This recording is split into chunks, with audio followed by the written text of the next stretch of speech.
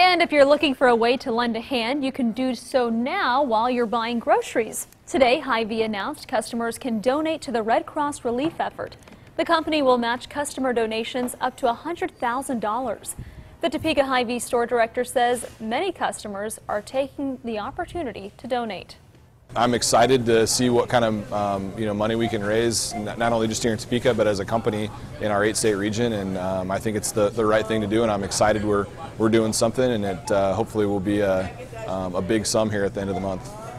And it makes it easy. Customers can donate $1 or $5 amounts at the register of any Hy-Vee store.